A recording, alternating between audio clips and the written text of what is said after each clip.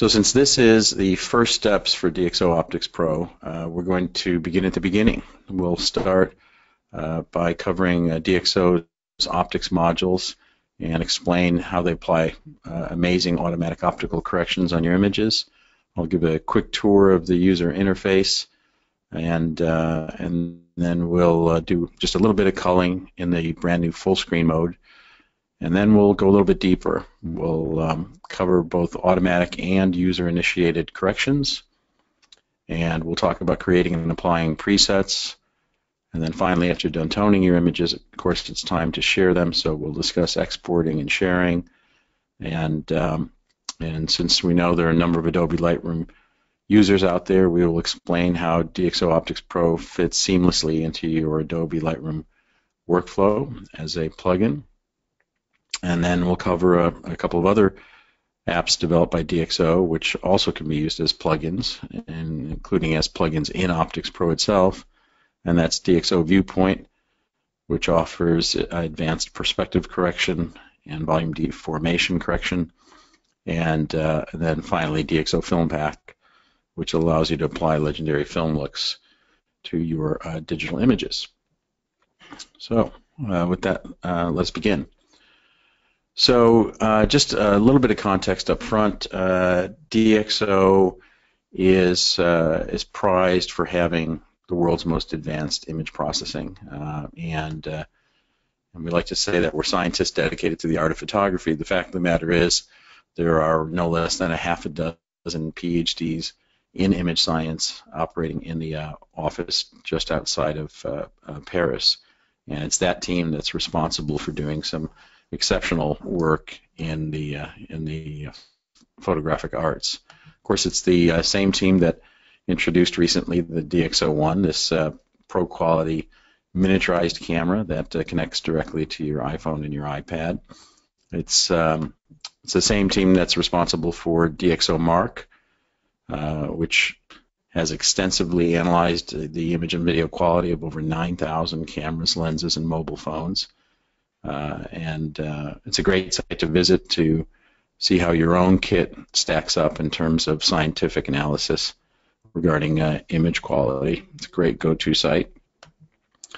And of course, there's the desktop team responsible for the apps that I just mentioned, the flagship of which is OpticsPro, which is what we're going to talk about tonight. And just one of the things I want you to keep in mind if you haven't had a chance to work with OpticsPro previously is that not only is it incredibly powerful and sophisticated and deep, but it's also actually fairly easy to get your head around and to use quickly and easily, because the vast majority of the corrections are applied completely automatically. There's quite a lot of bit of smarts that goes into every one of the corrections that it applies. So let's go ahead and get started. I'm going to be demonstrating on my MacBook Pro. Somebody asked in the previous seminar the speed of the machine. It's got the Intel i7 processor and 16 gig of RAM. I always like to load up on the RAM the machines that I'm using to process my photos. We'll go ahead and launch. There are some slight differences in the design between the Mac and the Windows version, but I wouldn't worry about that. We can actually cover that in support or in your questions. Let me just go ahead. I'm using two displays. I'm just going to drag this over to the main display which you're viewing right now. So when you first launch OpticsPro and you point it at a folder of images, it is going to look at the metadata inside of those images, and it will automatically, without you doing anything, invite you to download what are called optics modules. And the optics modules are specific to each and every image that you've made. And not only do the optics modules reference the camera and lens make and model, like you can see right here, this image we're looking at behind me was a shot with my Canon 1D Mark III and a 100 to 400 telephoto zoom. Not only does it know that, but it actually also knows the focal length that you were set at if you're using a zoom, the aperture that you were using at the time that you captured the photo, and even your focus distance. So it's quite a bit of information. All of this is calibrated in the labs at DxO in Paris, and these modules are available. They're now fast approaching 30,000 combinations of modules in total. So you just click download. You do have to be connected to the internet, and it's automatically downloaded. And once it's downloaded, then DxO OpticsPro is able to automatically apply a number of corrections onto your image. Let me just go ahead and move over to full screen at this point. So let me show you, for example, in this image what it's done. Well, you can click the compare button up top, and you can see some changes already. Should be fairly obvious. You can look at side by side, and if we zoom in, it should be even more obvious. You've got the image as shot with the crop on the left, and you've got the correction preview on the right. And the reason this is referred to as correction preview is that, remember, we're dealing with the raw image, and we're applying these optical corrections to it, and they're only actually burned into the JPEG when it's rendered out of DxO. But what it's done is actually pretty dramatic, even with this image. So let me show you. Over on the right-hand side, I'll give you a full walkthrough of the user interface in just a minute, but just a couple things. I just want to show you what it's done to this image based on the optical module, and it's done this completely automatically. You can see on the Mac, and I think it's a different color on Windows, but on the Mac you can see this little blue dip switch is visible, and anytime you see that, it indicates that some form of a correction has been automatically applied to the image without you doing anything. You can either click on the little dip switch itself, or just on the text, the wording, to turn it on or off. So you can see it should be very obvious when I turn vignetting, when I disable the vignetting correction, and then I enable it again. You can see the corrections that have been applied automatically. And this isn't a creative vignetting. This is correcting for vignetting that's sustained in the lens that the manufacturer wasn't able to completely remove at the time of manufacture. It's part of the design. If we go down a little bit further, we can see that it's also corrected for chromatic aberration, in this case including lateral chromatic aberration, so that kind of purple fringing that you'll see around highlights sometimes. And it's corrected for lens softness. So if we zoom in, and I can zoom into 1:1 just by quickly double-clicking on the image in the viewer, we can actually see, if I disable it, you can see the image just lose a little bit of sharpness in the center right around there, and now we'll enable it again, and it just pops. So I mean, this can even make your kit lens look great, and your best glass look even better. And then lastly, it also corrects for distortion. So let me go ahead and fit the display and turn distortion off and on, and you can just see that little bit of warping, almost like pin cushioning, and the image has been corrected for. So all of this has been accomplished without you doing anything at all. It literally looks at the metadata in the photo, prompts you to download the optics module. Once it's downloaded, you have it there for good, and then it applies those corrections to the image. It's pretty remarkable. Now, just one little side note, and that is sometimes on images you'll see this yellow little badge here, and if you click on that, that indicates that there is in fact an optics module available, but they're just not sure based on the lenses, generic lenses, whether or not, in this case, this photo was shot with the Sigma or the Tamron 24 to 70 millimeter. I happen to know the second image was shot by the very talented Camilla Ferrari, and she uses a Tamron 24 to 70. And so again, that's the kind of correction that's been made automatically to that image without doing anything at all. So before I go too deep into additional corrections, let's just do a quick walkabout on the app so you can get your bearings. So I've been clicking the compare button up top to toggle between the corrected and uncorrected images. You can see the side by side, and then there's some other tools that are available to you here as well: crop, color picker, etc. There's also a one-to-one button and a fit button here. And then there's a new full screen mode as well. So I'm just going to go ahead and scroll down a little bit. We'll start with this image here. There's the full screen button. If I click on it, we're taken into a beautiful distraction-free full screen view. It shows you the name of the file down at the bottom, and you can tag your images. You can tag it as a pick or a reject. You can rate the images with your standard star system.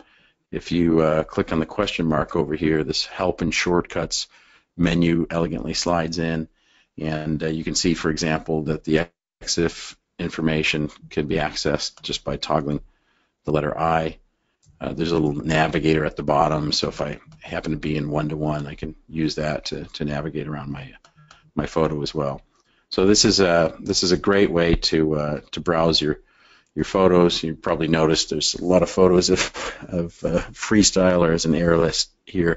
That's because for the past 7 years I've been photographing for the U.S. freestyle ski team. So these are just a few of the images that I've been fortunate to capture over the years, working closely with the team at major events, including the World Cup.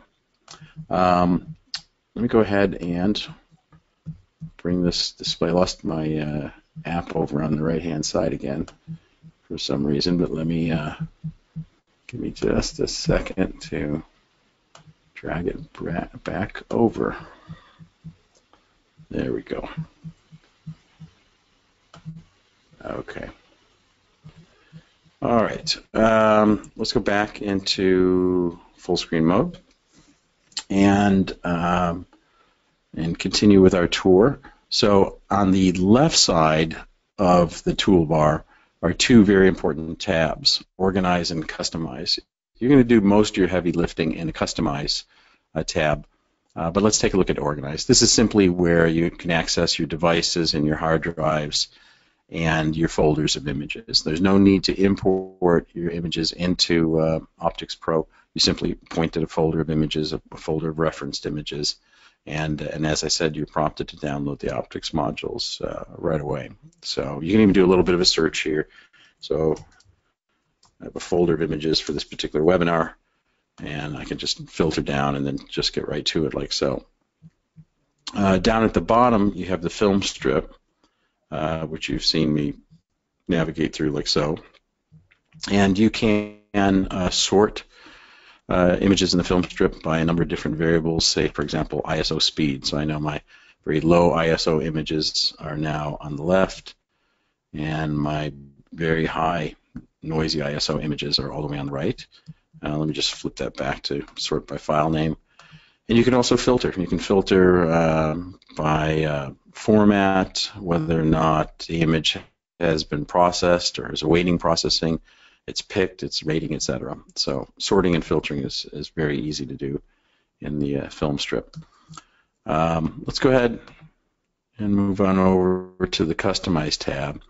Now in the Customize tab, you not only do you have the film strip and you have your corrections palettes, which are over on the right-hand side, but you can open up. I tend to open and close this as I'm using it. You have information, EXIF information about each and every photo, presented pretty elegantly, I might add. Here you can see that this photo was shot in full manual, spot metering, ISO 400, 3200th of a second. There's another way to navigate here. You can click to go one-to-one and move around with the navigator here if you choose to. And any of these palettes can be opened and closed. We'll cover a little bit more about that in just a minute. But as I say, you can keep that open, or you can just click on the side of it to close it anytime you want to. And then over on the right-hand side, you have your corrections palettes, and these are really flexible. First of all, they can be opened and closed just by clicking on the menu bar, I guess it is, for each one. You can remove them completely. You can say, I want the histogram to float, and you can move it into another position, especially if you have two displays you're working with. You can get rid of it just by clicking on it, but you can always get it back at any particular time. And then when you do, you can just drop it right into place along with the other ones. And as you see, you can also reorder these. In fact, if we look at the detail palette, you can add and remove tools at will. So I could, if I, for whatever reason, I didn't want the contrast tool in there, I could just take it out, or I can just as quickly bring it back just as easily. So you have really quite a bit of flexibility with these. I will point out that some of the tools that are in the Essential Tools block are redundant with tools that are found elsewhere. So at first you might find that a little confusing, but the Essential Tools have been pulled together by the team as a way to really help you get started with the tools like white balance and contrast and crop and noise reduction that they think you're going to go to most often. Again, you can change this anytime you want. You will find, as I said, some redundancy, so that the white balance is here in the Essential Tools, and you also have white balance in the set of tools for adjusting color. They do exactly the same thing, and if you change one, you change the other, like so. So they both change in sync. All right. Okay, let's see. So now let's actually start to dig into to some of these tools, so you can see precisely what they do. Oh, one last thing I did want to mention, since I'm throwing a lot at you all at once, is just in terms of getting help. There's quite a number of ways to get help within the app itself. First of all, within the tools themselves, alongside every one of the tools, you'll see this little tiny question mark. So if I want to learn more about OpticsPro's famed noise reduction capabilities, I can click on that question mark, and then helpful text appears, and it tells me that there's two different quality modes, what's the difference between them, how the magnifier is used, luminance and chrominance sliders, dead pixel removal. And now here's might be the confusing part at first. You look up and you see there's the luminance slider, but where is the chrominance and the other sliders that they referred to? Well, with some of the correction tools in their palettes, there's a little tiny, virtually imperceptible plus button, and if you click on that you can see provides you access to even more tools, and you can open and close that. So, two helpful tips within the app itself. If you're looking for a tool you can't find it, see if there's a little plus symbol, and they might be hidden underneath there, and then click the question mark to find out more about that particular tool. If you're still stuck, just go right up top to help and search. So if I was doing something with the palettes, I can just start to type palettes, and when I hover over all of the menu items for all the different palette functions are instantly made available. So that's one way to find your way around. The other is through the online help. So there's exceptional online help that's available for OpticsPro. We're not just talking about a PDF of the user manual. We're talking about a fully interactive manual. So you can click here and find out what features are new in OpticsPro 11 as an example, and we'll cover some of them tonight. But you could also type, for example, I want to learn more about OpticsPro's histogram and functions of the histogram, including maybe shadow and highlight clipping. So I just type the word histogram, and it comes up right away. And at any time, I can jump back to the app, and now I know. Well, these are controls here for clipping. So let's see. So there's controls for the highlight clipping, and you can see that very visible there. You can see it on the histogram pushing off to the right, and then you can see some colors in the background there for shadow clipping, so some dark areas that are extending beyond the left side of the histogram. If you want to be held by the hand and given some quick information and quick tips, and this is a great way to learn about the app, there's an exceptional place on our website called the DxO Academy.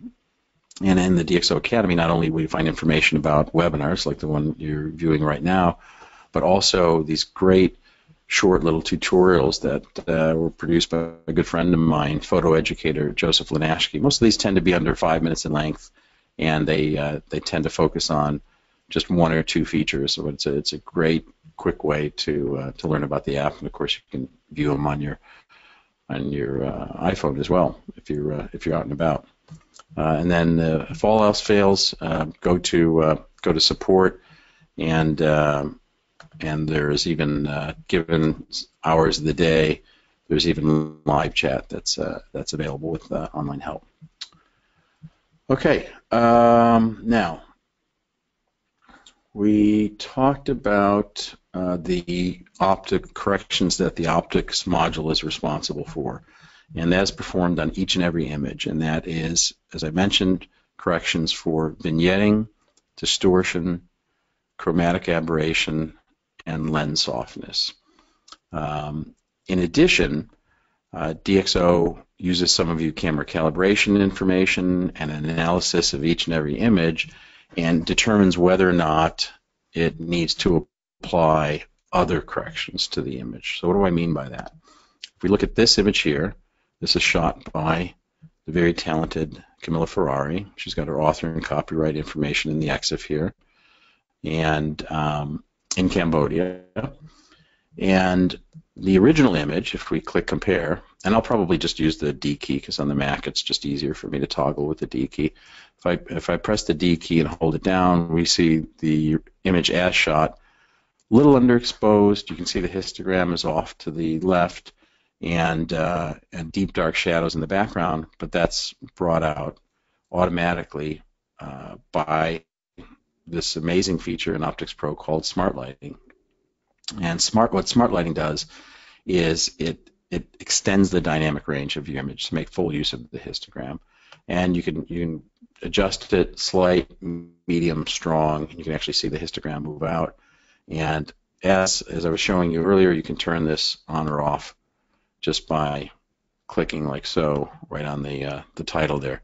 So you can see that it's had a very, very dramatic impact on this particular image without moving any sliders, without having to go to any shadows or highlight sliders or anything of the sort. It's done pretty much all automatically for you, which is amazing. Now they've added something new to the Smart Lighting in OpticsPro 11, and it's the spot-weighted corrections feature. So as its name implies, with spot in there, it is designed to mimic the effect that you achieve with spot metering in camera, but you're able to do it in post with added flexibility. So let me give you an example of how well this works. Here's an image. This is the original, very underexposed, backlit, and this is after the basic uniform smart lighting has been applied to it. But if we want to bring it out, add a little bit more brightness to it, enhance it a bit more, we could boost it to medium. We could even take it all the way to strong. But with the uniform smart lighting, what you'll notice is the image is yes, it's using more of the histogram, but it's really flattened out, and so it's kind of washed out, and we've lost important contrast and details in it. However, now watch what happens when I click on spot weighted. Instantly, the image is corrected absolutely beautifully, and it does this through face detection. So the spot weighted corrections in OpticsPro 11 are one of 3 new features that actually make use of face detection technology. And what I mean by that is the face has been detected, and that has now defined a region of interest. And that region of interest is used to apply a very intelligent tone map globally to the whole photo. So just to be very, very clear, we're not talking about localized corrections, but we are talking about a global correction, a global tone map that's applied to the whole image based on very important image information within that particular region. And you could move it around just as you could move around your spot meter and camera. So I can put it down here in the corner, or up in the highlight, or back on the face where it found itself, and you can see the effect that it has. So even though I've boosted smart lighting all the way to strong, we have beautiful contrast. So what this feature actually does is it extends the dynamic range, it adds a fill light, and it improves contrast while optimizing illumination on faces. And to our knowledge, this is the first of its kind, real innovation. And again, I haven't once had to adjust any sliders, shadows, highlights, midtones, anything of the sort, and yet we were able to go from this as a starting point to this, just using that one feature, which I find pretty remarkable. The face detection can pick up two faces as well. So let's go ahead and click on spot weighted, and I'll boost it to strong because they're severely backlit. So now with just 2 clicks, we've gone from this to this, and it's done it by detecting both faces, and then using this region and this region to very intelligently apply a tone map to the entire image. In fact, the tool can be used where there are no faces at all. So I'll give you an example. Let's go to this landscape image that was taken by Mike Muziel. So shot it with his Nikon D810, as you can see in the EXIF information there. Very, very tough exposure-wise, right? You've got the sun creeping up over the horizon. You've got some overcast in the sky, and then you have these deep, dark shadows. But simply by clicking the spot-weighted feature, we can actually correct it. Now, here you can see there's a little warning indication. It says there's no faces detected because, of course, there are no faces in this photo. But using the tool, I can simply drag out a spot, and I can drag out another spot. And so, in effect, I'm kind of doing multi-spot metering, and I'll crank it up to strong mode. And so with just that alone, defining those 2 spots as being the important regions to base the tone map on, we've gone from this starting point to this. And notice we haven't blown out the sky. And if you feel that's a little too excessive, you can back it off from strong to medium. So now we've gone from this to this, brought out all that information in detail in the shadows, which were pretty black previously, and yet we haven't impacted the sky. And with other tool sets, this would involve a little bit of manual dexterity between the shadows, highlights, and mid-contrast controls. So this is very, very innovative, incredibly powerful. Now another feature. This is one. Those are features that are applied automatically, or you can choose to enable them. The spot weighted is one that you enable. Another feature that you choose to enable is what we call clear view. And clear view, as its name suggests, is designed to eliminate haze. So either smog in urban photos, or dust and atmospheric haze in landscape photos like this one here. And to enable it, you just basically turn it on. There is an intensity slider. You could go crazy and crank it up really high if you wanted to. Then it starts to become almost HDR-like. But even at its basic mode, it is very intelligently analyzing the image and looking for blacks that are actually have risen up into the gray, the more high luminance zone, and then bringing those back down again. If you look 1-to-1, and let me just disable it here. That's the original as shot, and now we'll just click to enable clear view. It's really, really remarkable in what it's able to do.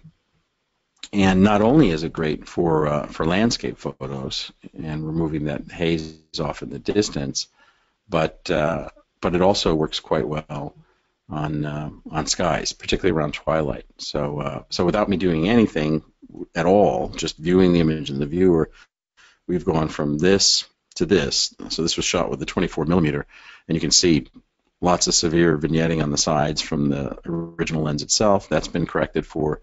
The dynamic range has been enhanced a little bit, and now if I click to enable clear view, boom, just the sky pops in, all the color comes back, and it's pretty remarkable. So that's an absolutely another awesome feature. Hopefully you're getting a sense of the fact that, as I referred to earlier, that although there's a lot of depth to OpticsPro, a lot of these tools can be used very easily with minimal learning curve because they're performing the functions automatically.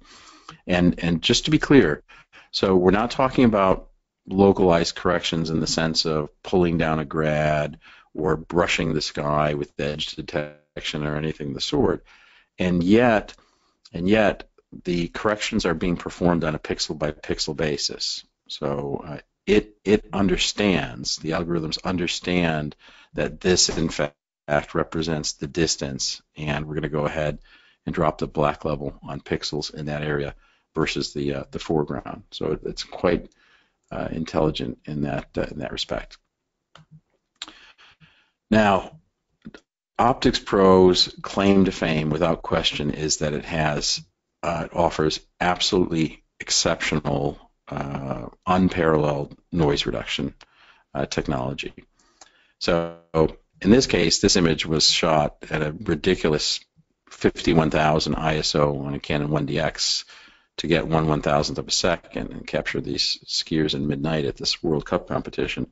If I zoom in 1:1, you can see there's noise in the background, but did you notice that? You can see it. This is the original, incredibly noisy, all that chrominance noise, and then it's been corrected.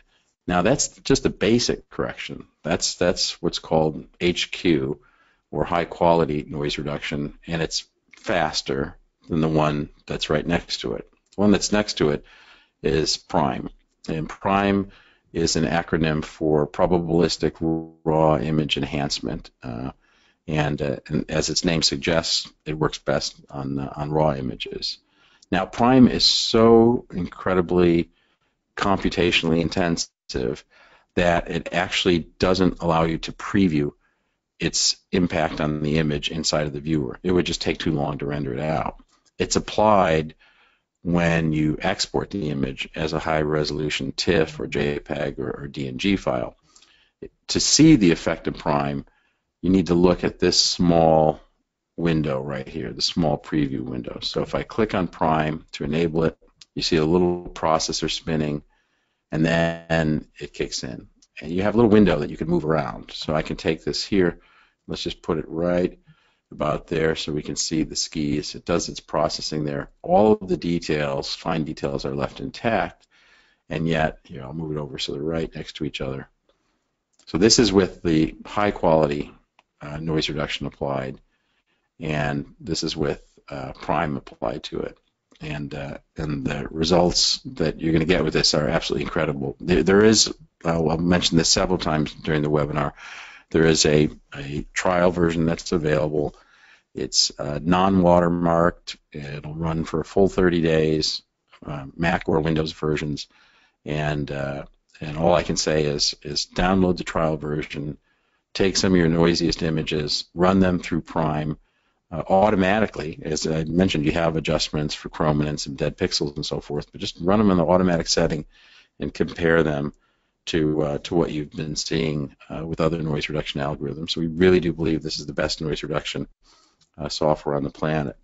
And I can actually show you, just as an example, here's another image. I think this was shot at 25,000 ISO, and I've zoomed in 1:1 on the Mac display there. So that's the original, and that's after applying Prime to it and rendering it out. And the great thing about the latest version of Prime, called Prime 2016, is that the bokehs are much more naturally preserved in the background, as are details and colors, especially in the shadows. And so you don't get that plasticky look that you get with a lot of noise reduction software. But as I say, try it on your own images. And all of this can be used, and we'll cover the Lightroom workflow a little later on, all of this can be used as a plugin in Lightroom. So if all you did was think of DxO OpticsPro as another tool in your arsenal and a great noise reduction set of noise reduction tools to use with your Lightroom workflow, that's fantastic, and it's a huge benefit to you. But there's obviously so much more to it than just that.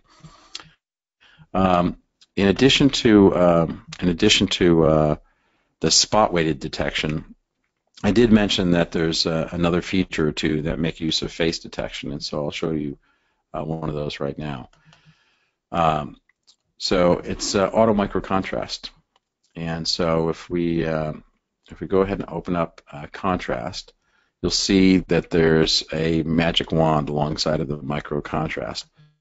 And if I click on that, it's going to analyze the image and then automatically set a value, in this case a value of 16. So we've gone from this to this with a little bit more punch on the micro contrast. I can actually disable just the contrast itself right there, and then watch all of this snow that's spraying up as the auto micro contrast kicks in. It just all pops. So this is only impacting your finest details.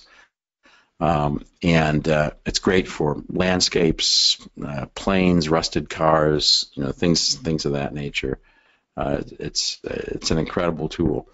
Now, where it's not intended to be used, at least in the with the value going in the right direction, is on portraits and faces, because the last thing you want to do is enhance the small details of somebody's face, where every pore and bit of stubble, it's intensified, and so it uses face detection, and when a face is detected, it sets that value at 0. So it's smart enough to know, and that's really for batch processing. A lot of these tools, because they're automated, you can use to batch process your images and get fantastic results automatically. And so the micro contrast is smart enough to know that if a face is detected, it sets the value at 0. If it's a very high ISO image, it sets the value at 0, because the last thing you want to do is enhance the fine details and noise in your high ISO images. Now, one of the things about the micro contrast that I like is that if you move it to a negative value, it applies an instant skin smoothing filter to your image, but because it's really only affecting the finest details, it leaves everything else intact. So in this case, this happens to be my brother John. You can see all the details in his eye and in the eyebrows and the hair. That's all perfectly retained, and yet we've smoothed out the skin. So we've gone from this as our starting point, very hot, humid day, ruddy skin, ruddy complexion, and by just moving that micro contrast down, we smooth it out automatically. Now, any of these settings on the controls can be copied and pasted to other images. So we've set the micro contrast at a value of -50. Let me show you exactly what I mean by that. Let's go ahead and copy the correction settings and go back to this photo that we were looking at here, and we'll paste them in. And so now the micro contrast is pasted in at -50, and we've softened his skin as well. So we've gone from this to that. But the thing that's really cool that you need to know about copying the correction, copying and pasting corrections, is that they're done intelligently. So even if you were to say, well, I've got a bunch of landscape images with haze in the background, so I'm going to go ahead and enable clear view, and then copy and paste those settings to a dozen different landscape photos. It's still, the clear view algorithms are still going to analyze each image on an individual basis and apply what it thinks is just the right of clear view in the right spaces, the right regions of the image, and do that all completely automatically. Same for the smart lighting, same for the noise reduction. The noise reduction is actually using calibration information in your camera, the ISO, obviously, and other information it has, but it doesn't just cookie cutter, rubber stamp these corrections onto the images. It does it very, very intelligently. Now, we're talking about copying and pasting. I mean, a lot of times when you want to get creative with some of these controls, you want to obviously try it several different ways and see different results. And so some of the tools are hidden, in the case of the Mac, under the Control key. So if I hold down Control, I can see, for example, that I can create a virtual copy of this, so I'm not, duplicating all that space on my hard drive. I'm just making a virtual copy of the original RAW, and now I can either take a look at this image. This is just the default, without without me doing anything. That's what DxO has done on its own. I could perhaps enable clear view. I could go to the presets, and there's a bunch of presets here for portrait and landscape, black and white, atmospheres, even simulated HDR. So if let's take something crazy like HDR artistic and apply it to the image. So now I have 3 completely different looks for this this photo, and I can choose which one I want. And at any time, if I delete the virtual images, I'm not removing the master from my hard disk, obviously. Now, regarding the presets, if I open up this palette on the left-hand side, you may have noticed that there's something called a preset editor over here. I'm not going to go into any detail on it. Just suffice it to say that one of the most important aspects of the preset editor is the ability to import and export these presets. So if you set up a preset on a photo, you get it just the way you want it. You can actually export it out, share it with a friend. They can actually share it with you, a particular look, for example, on your photos. So you can import and export those presets, which is great. Now, when I had opened up the Apply Preset area here, you may have noticed that there's a bunch of different looks available, like I said.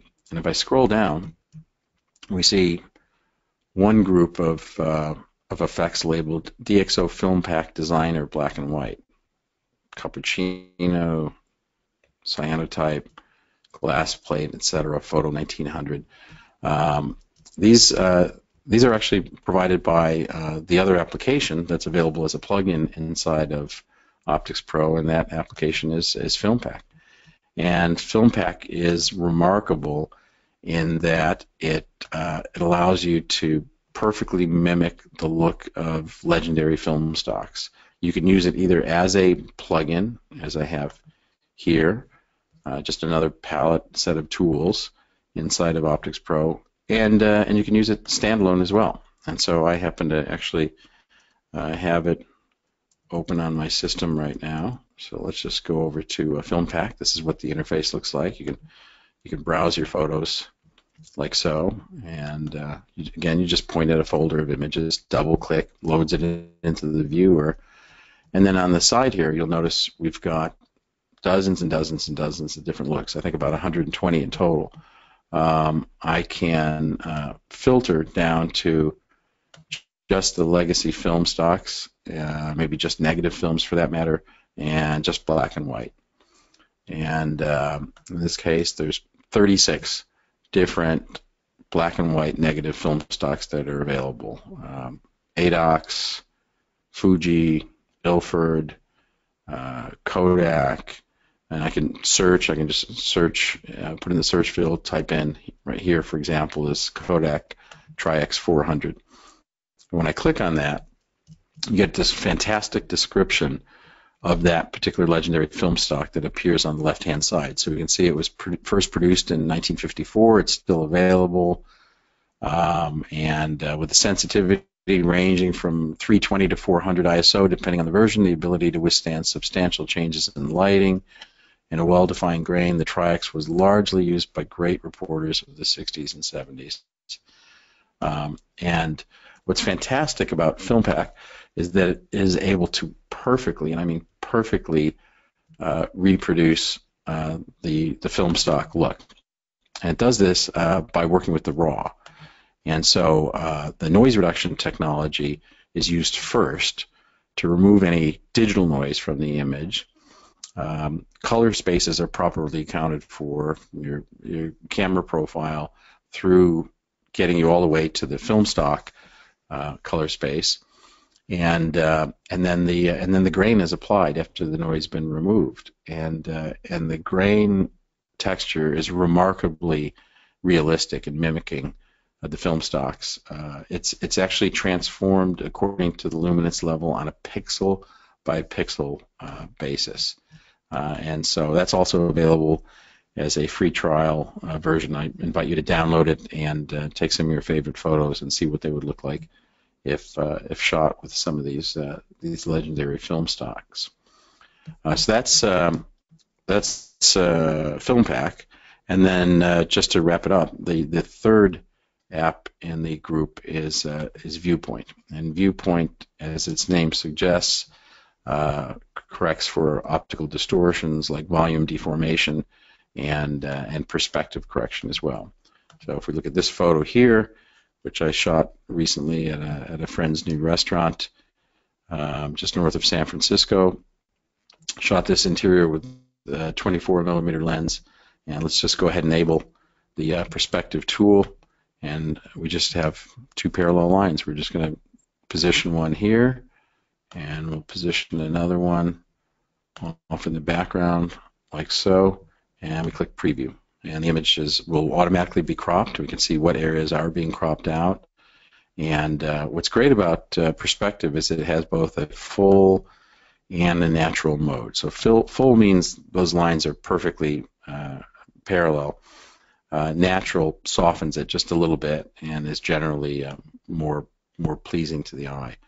So very quickly we're able to go from this pretty heavily distorted 24mm image to one with straight lines from the front all the way to the back. And again, that can be used as a plug-in inside of OpticsPro or as its own standalone app.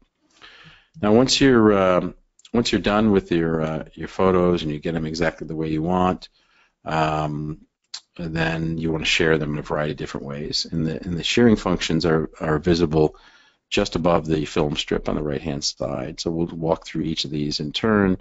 So printing.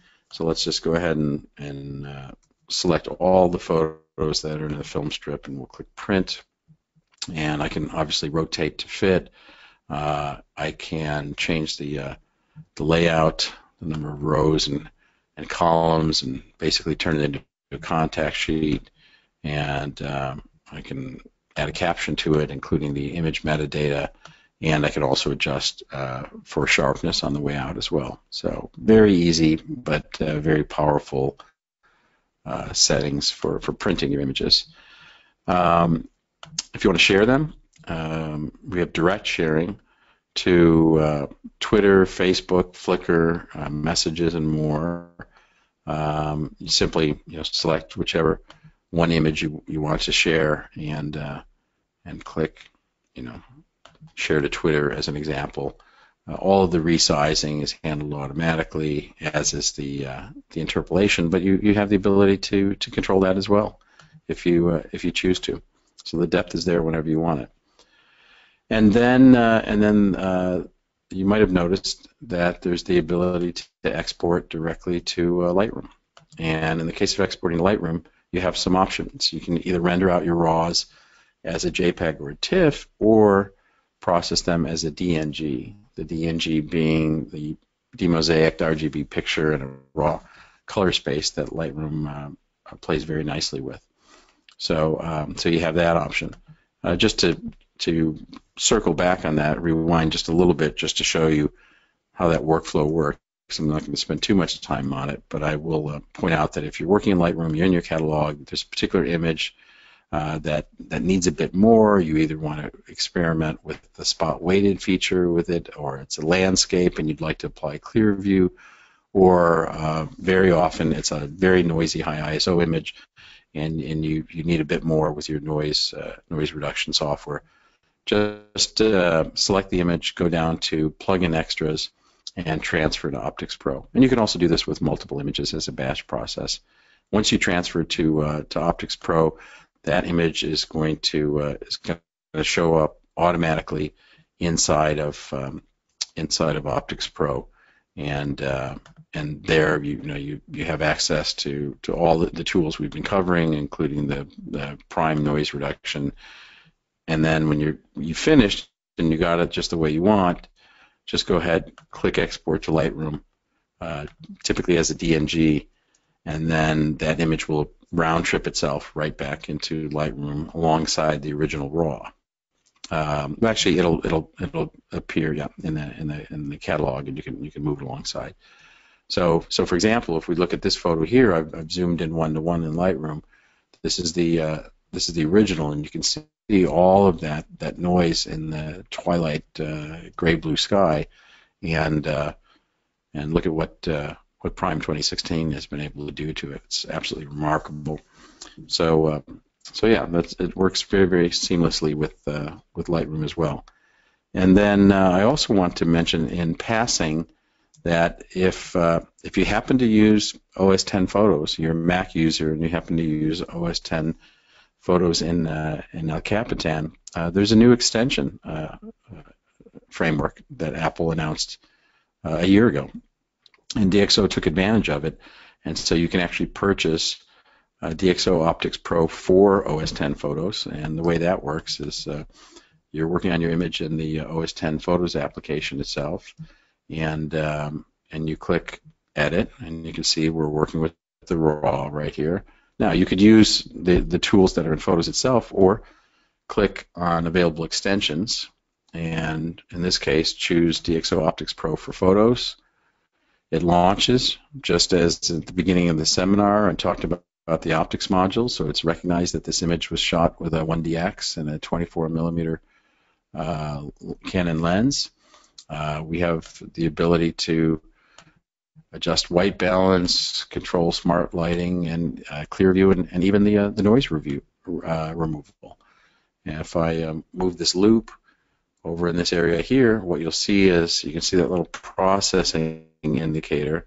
So the prime is processing within that region of interest, and as the app says down at the bottom, you can press the M key to quickly compare the changes. So there's the original RAW, and after prime processing, and when you're done, you just click Save Changes, and it'll render it out straight back into OS 10 Photos as a JPEG. So lots of different ways to get access to this incredibly powerful photo engine that drives OpticsPro 11. With that, I think we're just about out of time. Hopefully you've got a little bit of an understanding of what OpticsPro does so incredibly well, and the fact that a lot of these corrections are performed completely automatically and require really very, very minimal learning curve.